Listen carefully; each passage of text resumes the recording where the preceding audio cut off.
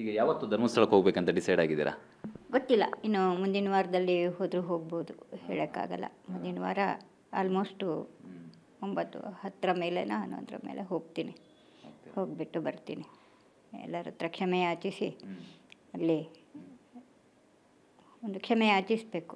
ಯಾಕೆಂದರೆ ಯಾರದೋ ಮಾತು ಕೇಳಿಕೊಂಡು ನಾವು ಇದು ಮಾಡಿಕೊಂಡು ನಮ್ಮ ಜೀವನವನ್ನು ನಾನು ಹಾಳು ಮಾಡ್ಕೊಳ್ಳೋಕ್ಕೆ ನನಗೂ ಇದಿಲ್ಲ.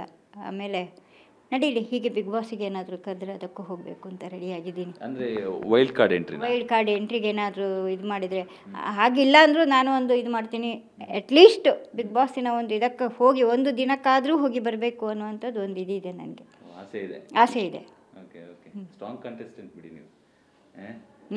ಸ್ಟ್ರಾಂಗ್ ಕಂಟೆಸ್ಟೆಂಟ್ ಆಗ್ತೀರಾ ಆ್ಯಕ್ಚುಲಿ ನೀವು, ಒಳ್ಳೆ ಕಂಟೆಸ್ಟೆಂಟೇ. ಏನೋ ನೋಡೋಣ.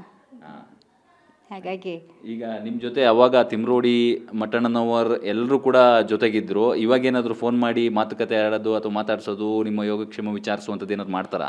ಯಾರೂ ಮಾತಾಡ್ತಾ ಇಲ್ಲ. ನಾನು ಯಾರನ್ನು ಮಾತಾಡ್ಸೋಕ್ಕೆ ಹೋಗೋದು ಇಲ್ಲ. ಅಲ್ಲಿಗೆ ಮುಗ್ದು ಹೋಗಿದೆ ಅಧ್ಯಾಯ. ನನ್ನ ಜೀವನ ಏನಿದೆಯೋ ನಾನು ಅದನ್ನು ರೂಪಿಸ್ಕೊಳ್ಬೇಕು. ಇನ್ನು ಯಾರ ಸಹವಾಸನೂ ಬೇಡ.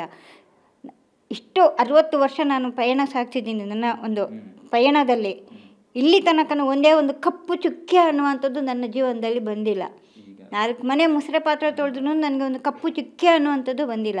ಎಲ್ಲೆಲ್ಲೂ ನಾನು ಕಷ್ಟಪಟ್ಟಿದ್ದೀನಿ. ನಾನು ಕಷ್ಟಪಟ್ಟಿದ್ದಕ್ಕೆ ಒಂದು ಹೊತ್ತು ಅನ್ನಕ್ಕೂ ನಾನು ಇದು ಮಾಡ್ಕೊಂಡಿದ್ದೀನಿ. ಅಂಥ ಇದರಲ್ಲಿನೂ ನಾನು ಇಷ್ಟು ವರ್ಷ ನಾನು ಒಂದು ಜೀವನ ಪಯಣ ನಡೆಸ್ಕೊಂಡು ಬಂದರು.